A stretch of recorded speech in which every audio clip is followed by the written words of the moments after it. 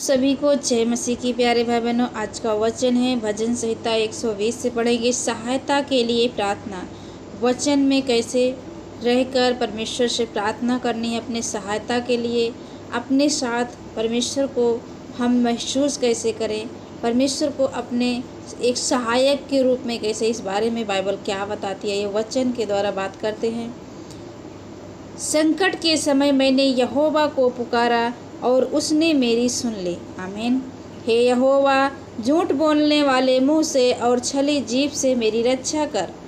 हे छली जीभ, तुझको क्या मिले और तेरे साथ और क्या अधिक किया जाए।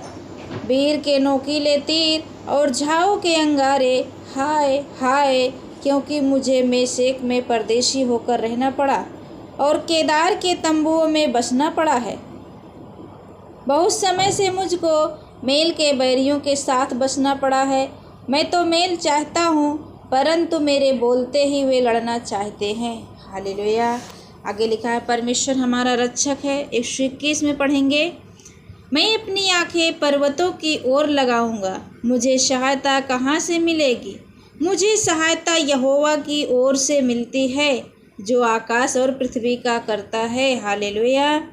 वह तेरे पाँव को टलने न देगा, तेरा रक्षक कभी ना उगेगा। सुन, इस्राएल का रक्षक ना उगेगा और न सोएगा।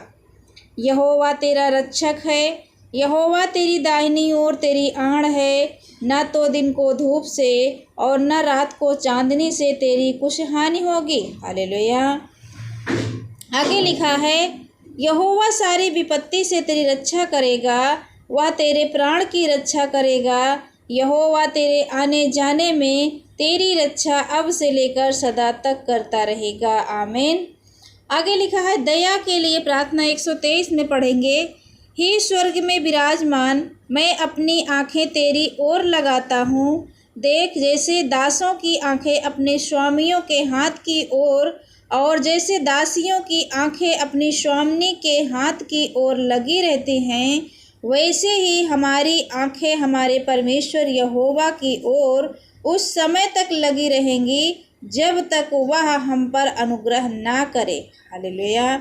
हम पर अनुग्रह कर, हे यहोवा, हम पर अनुग्रह कर, क्योंकि हम अपमान से बहुत ही भर गए हैं। हमारा जीव सुखी लोगों के ठट्ठों से और अहंकारियों के अपमान से बहुत ही भर गया है। हालेलुया। परमेश्वर अपने लोगों का रक्षक। आगे पढ़ेंगे, इस्राएल यह कहे कि यदि हमारी ओर यहोवा न होता, यदि यहोवा उस समय हमारी ओर न होता। इस वचन के द्वारा परमेश्वर आपको आशीष दे और बहुतायत से आशीष दे। आगे लिखा, यदि यहोवा हमारी ओर न होता।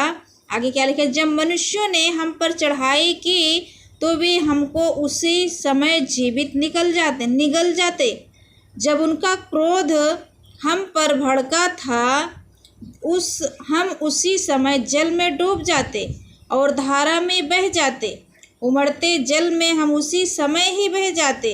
धन्य है यहोवा, जिसने हमको उनके दांतों तले जाने ना दिया। हमारा जीव पंछी के समान चिड़ी मार के जाल से छूट गया। जाल फट गया, हम बच निकले। हालेलुया।